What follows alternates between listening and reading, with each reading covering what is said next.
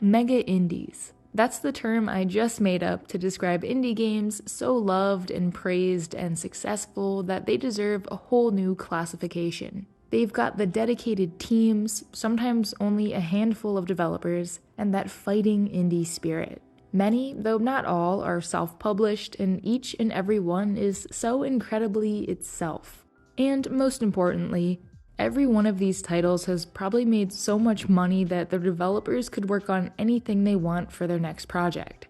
Once a game has reached this level of success, one particular question comes to mind. What's next?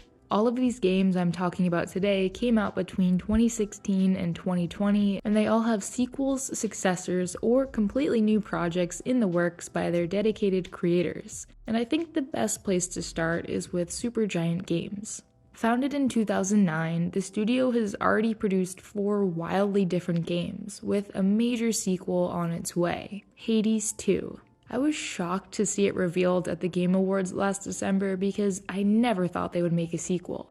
Guess I didn't think about that one too hard though, because you can't deny the numbers. Hades is in the top 10 highest rated games of all time on Steam, with over 200,000 user reviews on the platform, and its sequel currently sits in a lofty 3rd place for the most wishlisted upcoming games. Clearly, the people want a sequel. It just took about a decade for the studio to create the right game to continue on with.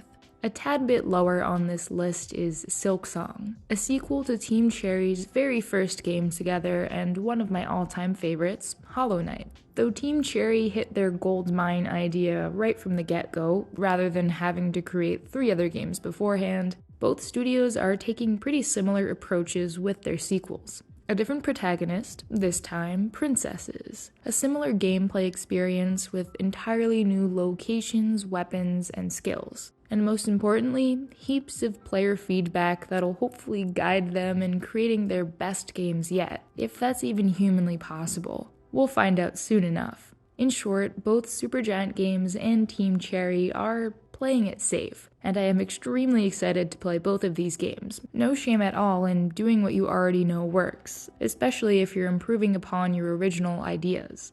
But what about the devs of mega indies who have decided to go in a different direction with their next games? Switching over from beautifully illustrated worlds to bright pixelated ones, we have Stardew Valley and Celeste, a farming sim and a precision platformer. Let's start with ConcernedApe.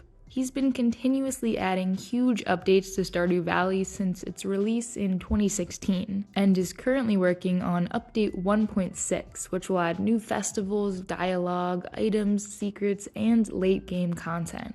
Oh, and he's also working on Haunted Chocolatier, which, although similar to his previous game from a first glance, is not a sequel and focuses instead on combat and cooking rather than farming and foraging. He notes in his 2021 announcement, "With Stardew Valley, I felt somewhat constrained because I was working within an established tradition. I don't regret that at all, but there's always been a part of me that wanted to go unleashed." And that's exactly what Haunted Chocolatier aims to do, exploring the more fantastical possibilities, experiences that take you beyond the ordinary. Still similar enough for longtime fans to hook onto, but also offering something fresh to rope in new types of players that are looking for a different experience. Shifting from top-down to side-scrolling, there's Celeste and Earthblade, another non-sequel. And Extremely OK Games' upcoming title might be pushing things even further than ConcernedApe, while still remaining somewhat in the realm of familiarity.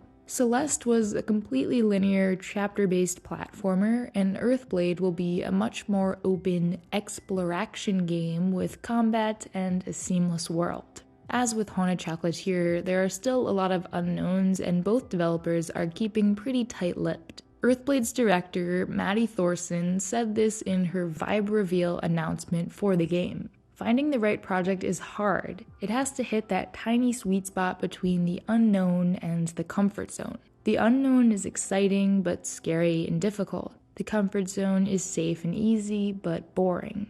And I think that statement hits home for both of these games. These two developers are going beyond simple sequels to show off what they're capable of and all that they've learned from their previous releases. But now we're moving into the uncharted territories of the unknown. Playdead, the creators of cinematic puzzle platformers Limbo and Inside, are going full 3D for their next project. It's known only as Game 3, and it's a third-person science fiction adventure set in a remote corner of the universe. Playdead was founded almost 17 years ago, and this upcoming project is their most ambitious undertaking by a long shot. It's all very hush-hush for now, but the team has been seen traveling to some extremely remote and empty places to help accurately depict the feeling of being in this new world. And Tarsier Studios, the creators of the Little Nightmares series, are keeping their next game an even bigger secret. All we've seen from this project is this clip with the caption, "We've been busy," and this image with the caption, "New World," emphasis on new.